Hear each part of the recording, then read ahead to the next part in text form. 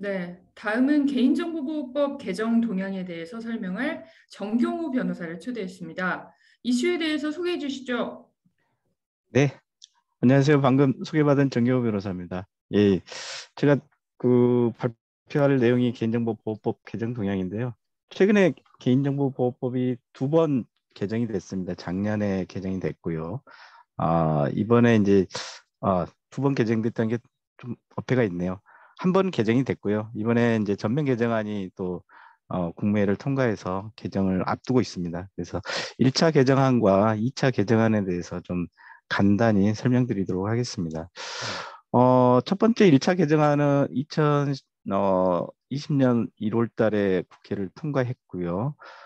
이게 이제 신용정보법, 개인정보보호법, 정보통신망법 3법이 개정이 됐습니다. 주요 내용을 좀 보면은 먼저 그동안의 개인정보법, 신용정보법, 정보통신망법에 분산되었던 개인정보 관련 규정을 개인정보보호법으로 통합하려고 노력했다는 점이 하나 있을 수 있고요. 그 다음에 개인정보 개념에 가명정보나 익명정보 이런 개념들이 들어와서 명시적으로 들어왔죠. 명시적으로 들어와서 개인정보 개념의 어떤 체계를 정립했다. 이 점이 좀 하나의 의의일 것 같고요.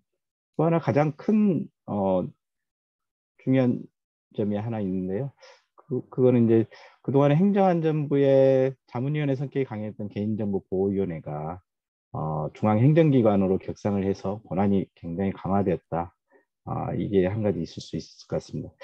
2차 개정안의 특징은 뭐 학자님들, 연구자님들이 대부분 인정하기를 데이터 경제 활성화의 기초를 만들었다. 이런 데 의미를 두고 있다고 이렇게 보고 있습니다. 1차 개정을 이렇게 간단히 살펴보고요. 또 다음에 뭐 질의가 있으면 좀 답변 드리도록 하겠습니다.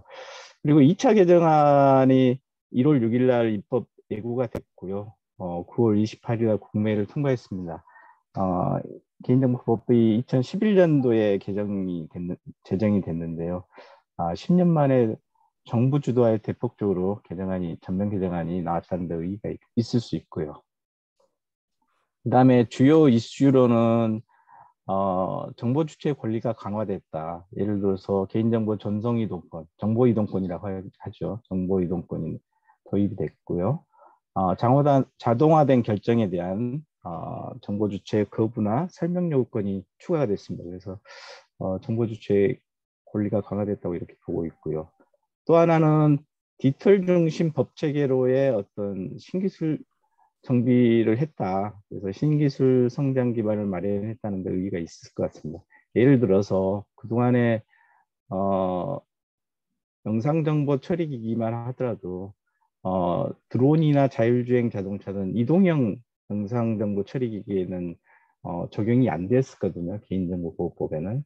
그래서 이런 규제 공백이 있었는데 이동형 영상정보 처리기기까지 확대해서 규제 공백을 좀 해소했고, 또 하나는 온라인과 오프라인, 그러니까 오프라인의 개인정보 처리자, 온라인의 정보통신 서비스 제공자로 이원화가 돼 있다는 것을 정보통신 서비스 제공자에 대한 특례를 폐지하고 일원화시킴으로써 좀 더 단순화시켰다 이렇게 볼 수 있을 것 같습니다.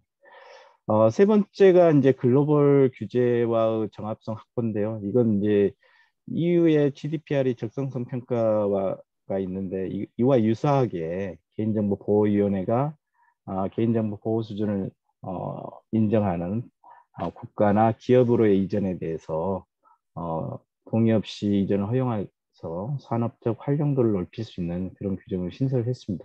그리고 또한 개인정보가 국외로 이전하거나 적정하게 보호하고 있지 않다고 이렇게 판단되면은 그 처리를 중지하도록 중지명령권을 신설했습니다. 그래서 어떻게 보면 GDPR과 유사하게 적정성 평가와 같은 제도를 도입한 것에 의미가 있을 수 있겠습니다. 네 번째로는 그동안의 개인정보보호법이 형사처벌 위주로 굉장히 강한 법제였는데요. 이걸 과감하게 금전제재 중심으로 전환을 했다. 그래서 현행법 같은 경우는 과실로 인한 뭐 정보 유출이나 경량 정보 위반에 대해서도 형벌을 규정해서 이제 업무 담당자나 임직원들이 법적 리스크가 가중했는데요.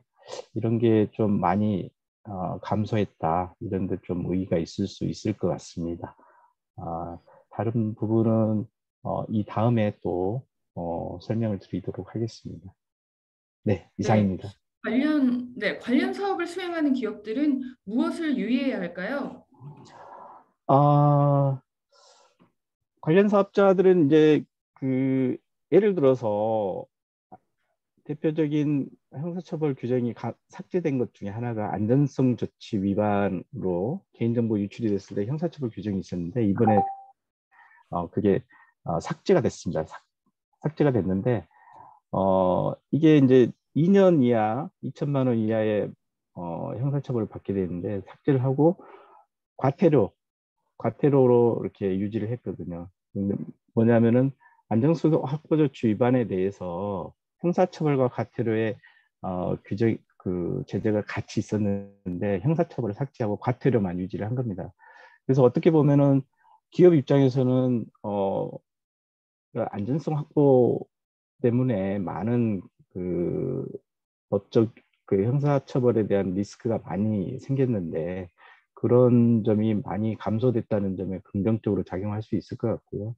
또 하나는 과징금이 그동안에는 위반행위 관련 매출액으로 과징금을 매겼었는데 이게 이제 전체 매출액의 3% 이하로 과징금이 좀 확대가 됐습니다. 이런 점은 또 재정적 리스크가 확대됐다 이렇게 볼 수 있을 것 같습니다. 그래서 뭐 좋은 점도 있고 나쁜 점도 있는데요. 전반적인 방향은 개정 방향은 그래도 기업의 어떤 법적 리스크가 감소하는 쪽으로 가지 않았나 이렇게 생각하고 있습니다. 네. 네, 간단하게 내년 설명이 됐을지 전망, 모르겠습니다. 네. 네, 내년 전망은 좋습니다. 어떻게 보시나요? 내년 전망이요. 내년 전망이라고 하면은 이제 개인정보 보호위원회는 일단은 개정안을 좀 통과시키는데 주력을 할 것 같고요. 그래서 개정안 주력 국회 통과를 목표로 열심히 노력할 것 같고 더불어서 그 대통령령 등 과징금 관련 고시나 대통령 등 하위 규범 정비가 좀 연구반을 통해서 이루어질 것 같습니다. 지금 제가 뭐 듣기로는 이미 과징금이나 이런 연구반이 운영이 돼서 안을 마련하고 있는 걸로 이렇게 알고 있고요.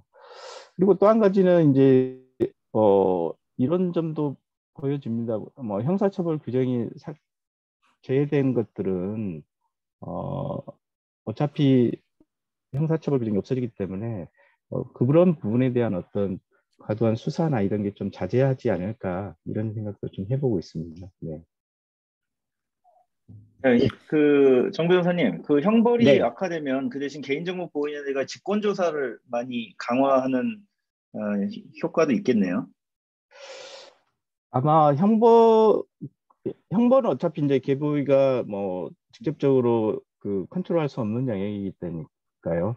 근데 제가 듣기로는 개보위에서도 전체 매출으로 과징금을 확대하면서 기업에 대한 부담을 좀 많이 듣고 있어서 적극적으로 권한을 행사하지 않지 않겠느냐 이런 예상은 네, 하고 있습니다.